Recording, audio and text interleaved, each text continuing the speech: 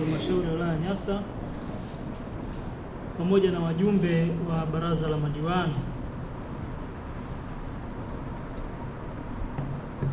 tuna kila sababu ya kusema tujipongeze kwa kupitisha mpango na bajeti wa mwaka 2026/27 wenye thamani ya shilingi bilioni 33.3 ambao utakuwa ndio nyenzo ya kwenda kutoa huduma za halmashauri kwa wananchi wa Nyasa.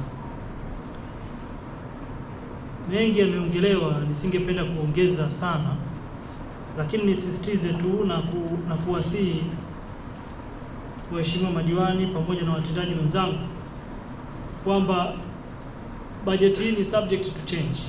Hapa tulichofanya leo, tumeletewa rasimu na tunaitoa rasimu vile vile.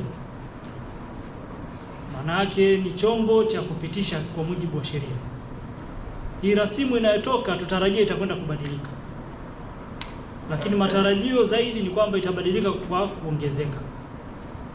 Hivyo itakavyoidhinishwa, anayeidhinisha ni Bunge la Jamhuri ya Muungano.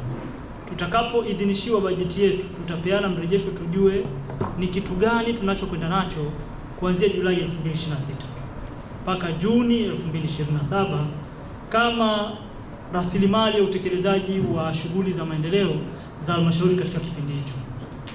Hivyo niwaombe basi tuendelee kushauri, kutoa maoni kwa njia zilizo rasmi kwenye uboreshaji wa shughuli zetu za halmashauri na uendeshaji, lakini pale itakapoidhinishwa hii bajeti basi tuwe bega kwa bega na watendaji katika utekelezaji wa bajeti hiyo kwa kipindi ambacho itakuwa imeidhinishwa, kwa sababu bila kuwa na ushirikiano katika eneo hilo ndio tunafika mahali nyie mabosi zetu tunaanza kuwapa jukumu ambalo sio la kwenu, la kuanza kuhoji, la kuanza kukagua.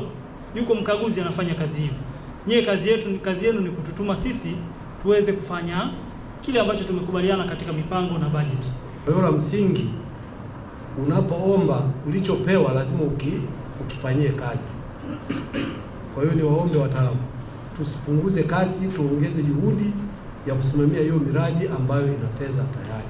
Sababu hicho tunakiomba hatujakiona, hatujakipata. Kwa hiyo tuanze kwanza kusimamia kwa kile tulichokipata.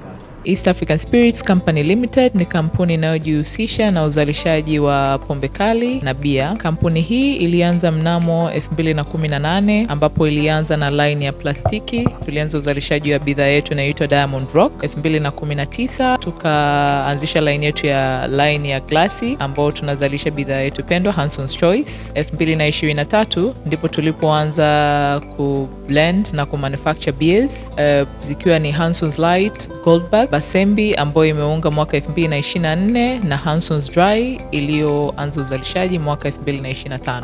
Bidhaa zetu ni bora, salama, zimethibitishwa na TBS, lakini pia zina key element au niseme zina sifa kuu ya kutokuwa na hangover, kutokuwa na harufu mbaya, na pia zina bei nafuu kwa kila Mtanzania.